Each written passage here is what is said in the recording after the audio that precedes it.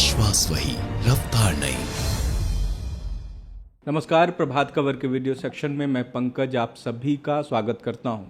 PPF यानी public provident fund, ये योजना किनके लिए है, किन्हें इनका लाभ ज़्यादा मिल सकता है और कौन कौन से लोग इसमें निवेश कर सकते हैं, कितना फ़ायदा है, आज इसी पर बात करने के लिए हमारे साथ सीए रंजीत बजाज हैं।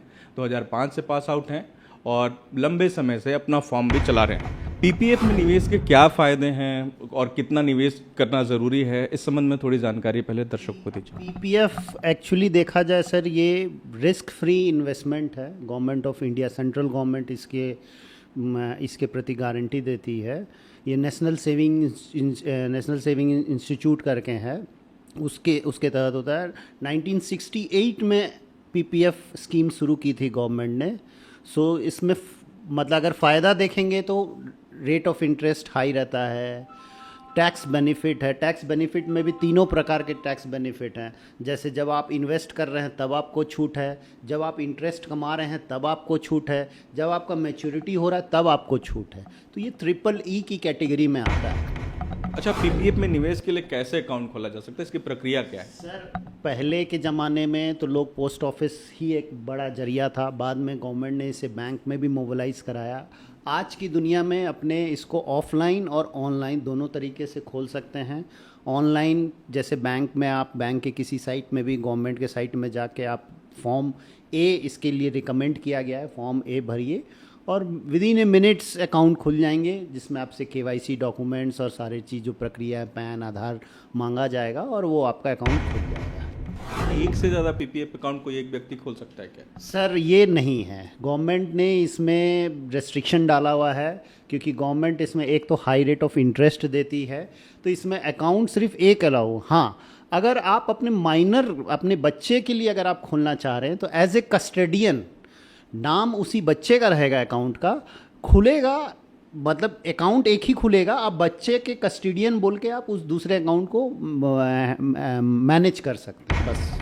अच्छा, पीपीएफ अकाउंट खोलते वक्त कई बैंक हैं जो दे रही हैं, ये चूँकि एक तरह से बड़ी स्कीम है, गवर्नमेंट की है, तो सभी बैंक दे रही हैं। बैंक चुनते वक्त अगर आप अकाउंट खोल रहे हैं और बैंक आपने कोई चुना है, तो चुनते वक्त किन बातों का ध्यान रखना चाहिए, क्या सतर्कता बरतनी चाहिए?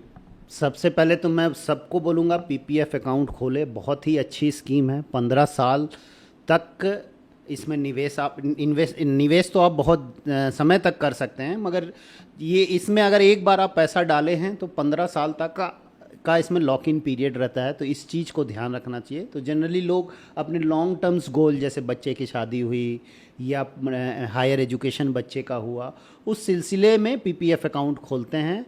और रहा बात अकाउंट बैंक हो या पोस्ट ऑफिस हो, ये कहाँ खोलना चाहिए, इसमें आप निसंदेह होके जहाँ आपको इजी आपका एसेस हो, आपके लिए अगर बैंक एसेस है तो बैंक में आप जाके खोलिए। आपके नियर में अगर पोस्ट ऑफिस है तो आप पोस्ट ऑफिस में जाके खोलिए। अब क्योंकि आज की दुनिया में ऑनलाइन बैंकिंग में बहुत ज़्यादा एडवांसमेंट आया है, तो जो फैसिलिटी आपको बैंक में मिलेगा in regard of service, not in regard of return और इस चीज़ में, तो मैं आपको बोलूँगा आप अगर बैंक के थ्रू करेंगे और ऑनलाइन के माध्यम से अगर आप करते हैं तो आपके लिए थोड़ा सा इजी होगा, सर्विस करेगा। अगर किसी व्यक्ति ने अकाउंट खोल लिया है पोस्ट ऑफिस में जाके, उसका तबादला हो जाता है कहीं और, वो चाहता है कि वो अकाउंट ट्रांसफ़र करा ले, तो इसकी क्या प्रक्रिया है? इसकी प्रक्रिया ऐसा है सर, फॉर्म 5D करके आता है, वही जो मैंने आपको इंस्टीट्यूट का नाम दिया, नेशनल सेविंग इंस्टीट्यूट जो है, इसमें भी आपको फॉर्म मिल जाएंगे, फॉर्म 5D। अदरवाइज़ आप बैंक में भी जाओगे या पोस्ट ऑफिस में जाओगे, जहाँ पे भी आप जाओगे इसका फॉर्म मिल जाएगा। ट्रांसफ़र का एक फॉर्म आता है, फॉर्म का जो भी रिक्वायरमेंट है आप उसको पूरा फिलअप करके अगर भरिएगा, विदिन 30 डेज़ आपका अकाउंट, अगर पोस्ट ऑफिस से आप कन्वर्ट करना चाह रहे हैं बैंक में तो बैंक में आ जाएगा, बैंक से आप पोस्ट ऑफिस में करना चाह रहे हैं तो वो भी हो जाएगा, इंटर बैंक करना चाह रहे हैं तो इंटर बैंक भी हो जाएगा। इसमें कोई भी बहुत ही लिक्विडिटी रखें, मतलब बहुत ही लिक्विड टाइप के, मतलब मूवेबिलिटी में बहुत सरकार ने इस चीज़ का बहुत ध्यान रखा और ये बहुत ही अच्छा स्कीम है। दूसरे निवेश के लॉन्ग टर्म के जो भी इन्वेस्टमेंट हैं उसकी तुलना अगर पीपीएफ से करें तो क्या फ़र्क अंदाजा? देखिए सर, लोग जनरली इन्वेस्टमेंट का कंपैरिजन करते हैं रिटर्न से। डेफिनेटली करना चाहिए। As a wise investor everyone चाहेगा, हर आदमी चाहेगा कि उसका रिटर्न ज़्यादा से ज़्यादा हो। इस इन्वेस्टमेंट में रिटर्न तो है ही, गवर्नमेंट ऑफ इंडिया का गारंटी है। नंबर 1, इनकम टैक्स से भी आपको इसमें रियायत है। इनकम टैक्स में आप इन्वेस्टमेंट कर रहे हैं तब भी छूट है। सेक्शन 80C में आप 1.5 लाख तक का छूट ले सकते हैं। सेक्शन 10D में आप उसका इंटरेस्ट का एग्जम्पशन ले सकते हैं, उसका मैच्योरिटी का भी आप एग्जम्पशन ले सकते हैं। तो पीपीएफ में आपको बहुत, गवर्नमेंट ने बहुत इंसेंटिव दिए। इवन अगर आप पीपीएफ में ऐसा प्रावधान है कि इसका अटैचमेंट कोर्ट का ऑर्डर से भी नहीं किया जा सकता।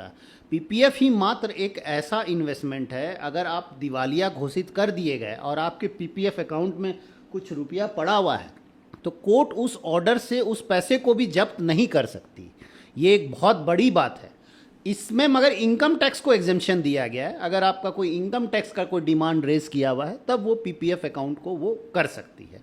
बट कोर्ट का डिक्री हो या ऑर्डर हो तो इसमें आप मतलब आप सेफ हैं। तो पीपीएफ में निवेश की सही उम्र क्या है और इसकी तय सीमा जो राशि है वो कितना?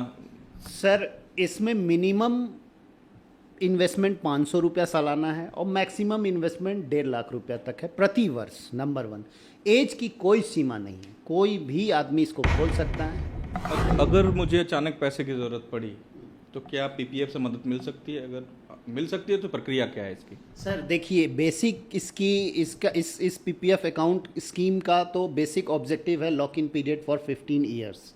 बट सरकार ने ऐसा प्रोविज़न रखा है कि आप जैसे अगर आप इसमें लोन की भी प्रावधान है। 3 साल के बाद आप इसमें लोन, 3 से लेके 6 साल के अंदर में अगर आप पीपीएफ खोले हैं तो आपको इसमें लोन की भी सुविधा है। 7 साल के बाद आप अगर इससे पार्शियल विड्रॉ करना चाह रहे हैं कि आप कोई सीरियस इलनेस से प्रभावित हैं या आप अपने बच्चे को हायर एजुकेशन के लिए पढ़ाना चाह रहे हैं तो आप पार्शियल विड्रॉ कर सकते हैं। तो इसमें सब तरीके से मोबिलिटी दिया है। मगर 5 साल से पहले आपको इसको प्री मैच्योर्ड क्लोजिंग अलाउ नहीं है इस पीपीएफ में। तो मिनिमम आपको 5 साल वेट करना पड़ेगा। बट आप आप लोन ऑप्शन में जा सकते हैं। आपको लोन, आपके डिपॉजिट पे आपको लोन मिल जाएगा और लोन का रेट ऑफ इंटरेस्ट भी बहुत कम रहेगा। 1% लोन रेट ऑफ इंटरेस्ट जो आपका डिपॉजिट का रेट रहेगा उससे सिर्फ 1% ज़्यादा आपको इसमें रहेगा। किसी वजह से पीपीएफ अकाउंट बंद हो गया, समय से पैसा नहीं जमा कराया या किसी वजह से बंद हो गया तो उसे दोबारा शुरू करने की प्रक्रिया क्या है? सर, पहला बात तो पीपीएफ अकाउंट जो है वो बंद 15 साल से पहले, ये प्री मैच्योर्ड वाला तो अलग चीज़ हो गया। अब आप अगर इसमें होता डीएक्टिवेट हो जाता है। आप अगर किन्हीं कारणों से आप मिनिमम 500 रुपीज़ सालाना जमा नहीं करवा पाए तो अपने बैंक के भाषा में जैसे बोलते हैं कि अकाउंट डोरमेंट हो गया, उसी तरह इसमें बोला जाता है कि ये अकाउंट स्लीप में चला गया है या इनएक्टिव हो गया है। तो इसमें कोई विशेष कोई जुर्माना सरकार के तरफ से नहीं है। 50 रुपीज़ इसमें पर ईयर करके आपका पेनल्टी है गवर्नमेंट की तरफ से। आप जितने साल डिफ़ॉल्ट रहे हैं उतना साल का आपसे पेनल्टी लेके आप अपने अकाउंट को फिर से एक्टिवेट करा सकते हैं। पीपीएफ अकाउंट जब इस योजना की शुरुआत हुई थी तब से लेकर अब तक इसमें किस किस तरह के बदलाव आए हैं, उस संबंध में अगर कोई जानकारी देना चाहिए। सर देखिए, जब ये स्कीम शुरू हुई थी 1968 में शुरू हुई थी। National saving institute government of India के द्वारा ये स्कीम निर्धारित किया गया था। उस समय रेट ऑफ इंटरेस्ट 4.68 था। इसका बेसिक ऑब्जेक्टिव सरकार का यही था कि ज़्यादा से ज़्यादा सेविंग हो, लोग सेविंग मोड में आए और एक पैसा सरकार के पास भी आए ताकि सरकार उन पैसों को एक अच्छी योजनाओं में, विकास की योजनाओं में लगा सके। इस पर्याय से किया गया था। हाँ, 2021 में ऐसा चेंजेस आया है। इसमें चेंजेस में है कि आप पहले लिमिटेशन ऑफ डिपॉजिट्स था। पीपीएफ में आप डिपॉजिट्स जो था एक लिमिट निर्धारित था, 12 डिपॉजिट्स इन एन ईयर्स में आप उससे ज़्यादा नहीं कर सकते थे। उस नियम को गवर्नमेंट ऑफ इंडिया ने चेंज कर दिया है। अब आप उसमें n नंबर ऑफ टाइम्स, आप कितने भी बार कितने भी रुपए आप उसमें जमा कर सकते हैं पीपीएफ में। और नॉमिनेशन में भी बदलाव आया है कि आप अपने नॉमिनी को डिफ़ाइन कर दीजिए। सो हर तरीके से ये स्कीम गवर्नमेंट ऑफ इंडिया ने लाए हैं ताकि हर क्लास ऑफ पीपल, जो बिज़नेस क्लास हो, चाहे सर्विस क्लास हो, गरीब तर के लोग हो, चाहे अमीर तर के, सबको मद्देनज़र रखते हुए ये सेविंग स्कीम रखा गया है। प्रभातखबर.com, विश्वास वही, रफ्तार नहीं।